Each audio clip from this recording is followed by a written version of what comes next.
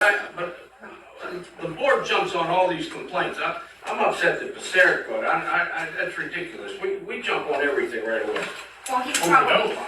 well, and I'm sure his office is just hearing, and they're doing what we would do, just responding and trying to see how they can solve the problem. So the good thing is here is, it sounds like we all have a plan. And question on the Morgan Lane. Bobby, the gentleman you said didn't get back to the township, do you think it's possible, and this would, started Bobby to talk to him, then I'm going to flip over to Terry. Terry, I know that we had a discussion with Sam Carroll on some steps to mitigate flooding. Excuse me. Do you think that we could possibly connect with the gentleman or whoever it is on Morgan Lane and possibly send them some of the history? I mean, we did pass an ordinance.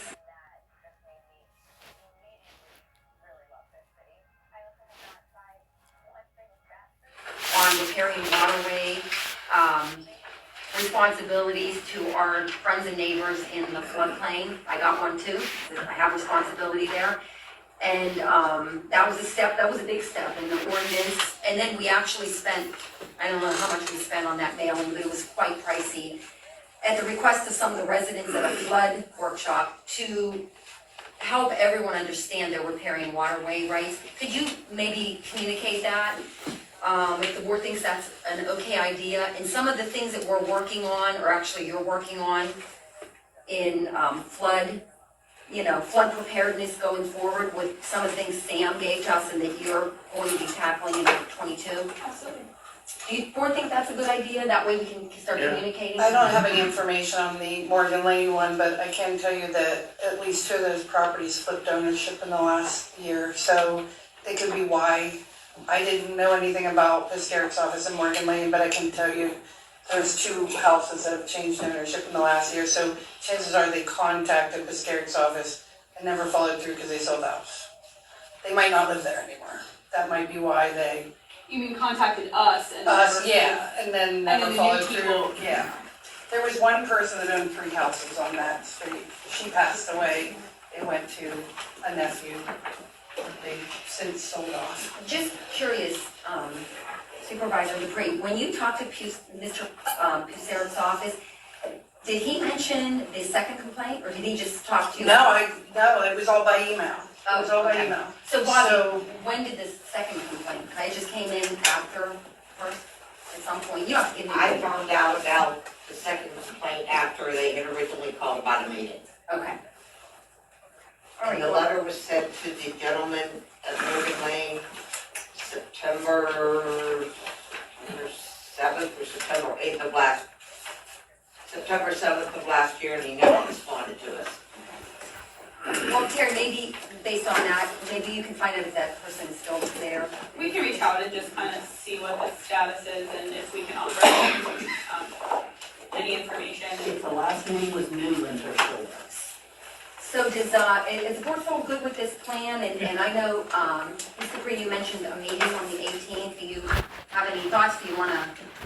I'd like to, well, since he's already got it going, I am probably gonna go talk to the property owners just to get a better understanding. It's the only information I have. It seems that maybe it's because I'm new, but it seems that everyone has a full understanding of the issue down there except for me, so I probably will. And I don't think there's a problem with 3 supervisors being there unless there's some form of deliberation going on about it. So I'm still, all I did was tell him, or it was a lady from his office, that I would extend the open invitation to anybody from the township that wanted to talk to those residents. I have no desire to be at the meeting. Okay, so if any board would like to, please feel free to reach out to Mr. Dupree. It would be at his office. Okay. And as far as the sunshine law and no deliberation at a meeting, I have to make a comment on this. And we go back to the communities and the right to know and how other communities do things certain ways. I've been through a lot personally in this township where it on its face, it's not what it is, but the allegation could be made anyway. So I'm gonna say that I will err on the extreme side of caution and not be anywhere with anybody in Greece. Any other thoughts? Nope, I'm good. Okay, number 10. This is a complement to number 9, which is discuss complaint procedures that are received in a non-traditional fashion. So when Ms. Weaver did receive these from Representative Puskaric's office, it was not in form as usual. Our complaint process is very controlled through Harshman's, Mr. D'Amico's team and office. Gary, can you speak to the confidentiality of some complaints? There's a level of confidentiality to complaints that come in that I've always been told that are protected to allow people the comfortability to complain and have no concerns about it, a repercussion of sorts. So when these complaints came in and then requests for meetings, it probably delayed myself on procedure, and it probably delayed our staff a little bit because it's non-typical. So going forward, when we receive complaints directly from representatives, do you have any advice on how we handle that? Yeah, we need to instruct them to get into the channel to appropriately review it. I mean, we have a formal complaint, ask them to fill it out. At that point in time, office staff can decide, should I talk to somebody on the board? Should I turn this over to Jared? Is this a code enforcement issue? Should Sean look at it, take it to the road department? I mean, that's gonna be the filtering process, but it starts with that formal complaint. And we have a form. Which is, I asked her to look to see if anyone did make a formal complaint over in El Rema. The complaint that came in for Stonebridge, the sinkhole, did that come in with a formal written complaint? Because all I knew is the night of the hearing, you came up to the other board members and said that you had a phone call from a concerned resident, and all of the other supervisors got in a vehicle and went and looked at it. No one ever informed me of what it was, where it was, anything, so was there a complaint form or was it a phone call? It was a phone call. The gentleman was concerned because the road was sinking. And I stood there in front of all of you and made that comment.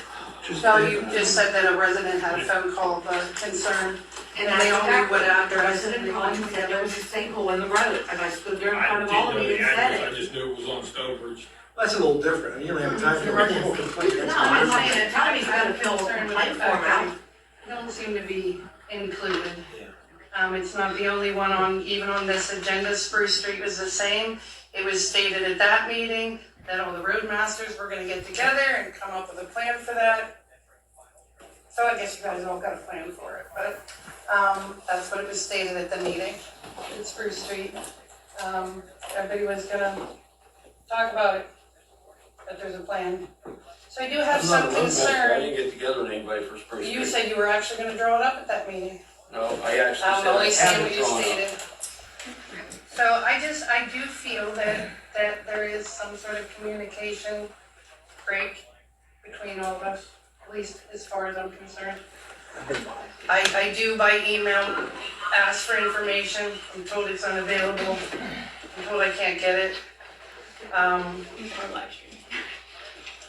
I'd So, like to make a statement. When I hear of a complaint, I get in my truck and go. That's all. I don't pick the phone up. Hey Chuck, hey Heather, hey Michelle, I just go. I just go. If that's actually, slighting we kind of anybody, worked I it can't over help Chuck. it. I just try to address it and put it behind me. Okay, then maybe I'm misinterpreting it. There's a lot of that So, the complaint procedure, so as Gary's advice, if you receive ones, please again, have, respectfully ask any other higher office to please follow the complaint procedure. And the good news on that is, if they said they've been complaining X amount of years, because we hear that, I've explained this 10 years ago, 5 years ago. The good part is Jared does track all the complaints, so there's no better process than going through that one office, because they do keep a log, and then there's no guesswork. Bobby, you trying to search through minutes or trying to find a file? Jared, I asked Jared to search for these complaints too. Okay, He found nothing. okay. All right, so then that's good advice. I wasn't at the meeting, just putting that out there, and I didn't go look at the sinkhole. I wasn't at Thursday night's meeting, but I did hear about it, so, do we have that on the agenda, does the sinkhole, oh, we talked about the Yeah. sinkhole already, okay, good. So, moving on, does anybody want to discuss the complaint procedure anymore? Item 11, discuss administrative staff's permission to make necessary decisions regarding mechanical, emergency utility issues, and